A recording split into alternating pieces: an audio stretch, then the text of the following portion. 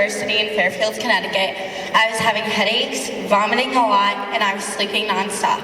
I just knew something was wrong because I usually never nap, and I have a great appetite. Just ask my roommate. I was also having severe mood swings. One day in early December, my side and head hurt so badly that I couldn't get out of bed. Thankfully, at my parents' request, one of my suite mates took me to the hospital. When I got there, they checked my appendix and gave me a pregnancy test and sent me back to school with the diagnosis that I was just a tired, stressed out college student getting ready for finals. My mom came to see me and even called the dean to get me out of my finals. I insisted on staying. And to everyone's disbelief, I only missed one class the entire time and aced all my finals. Winter break began with my parents dragging me to one doctor after another. Most agreed I was a tired, stressed out college student. I slept through Christmas and New Year's, missed seeing my family. My symptoms were getting worse. In early January, after numerous tests, my right eye crossed, and the eye doctor was the first to realize that something was seriously wrong. I was rushed to an MRI, which landed me in the neurointensive care unit at Overlook Hospital. To this day, I am the only patient to ever crawl out of the MRI machine, and they remember that very well.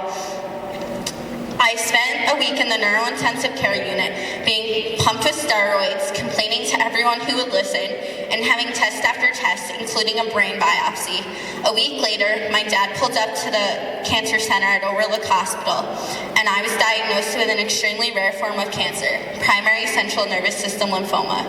The tumor cannot be removed. I was to begin chemotherapy immediately. I was more upset about not going back to school, being with my sorority sisters, and losing my hair than having cancer. I would get upset seeing my friends enjoying life and going to parties, the one bad thing about Facebook, while I was stuck in a hospital bed, complaining, crying, and wishing I was anywhere else. My family and my friends, along with my cell phone, were my lifeline to the outside world.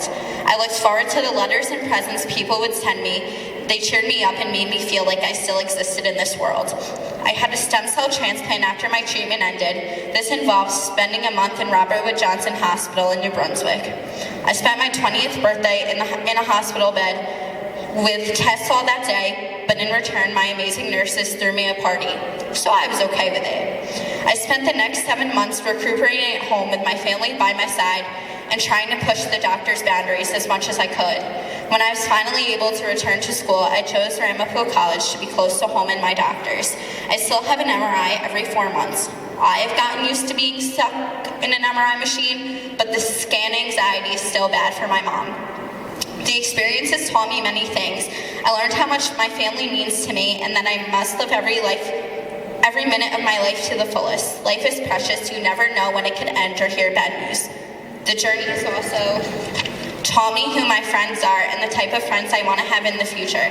My message to you is this: know your body. If something is bothering you or you have unexplained symptoms that last longer than 2 weeks, get checked right away. Find a doctor that will listen and not dismiss you because you are young. Cancer does not discriminate. It affects young and old alike. Enjoy time with your friends and family at home, at school, on vacation, and don't sweat the small stuff. Your life can change in an instant. I'm proud to say that as of May 2015, I will be 3 years since I completed my chemotherapy and stem cell transplant. I am now in my junior year here at Ramapo, where I'm studying to be a social worker. I want to make a difference and help others affected by this life-changing disease.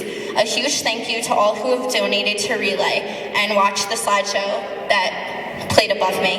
Let's continue to raise money for individuals and family who are in the fight against cancer. Have a great night.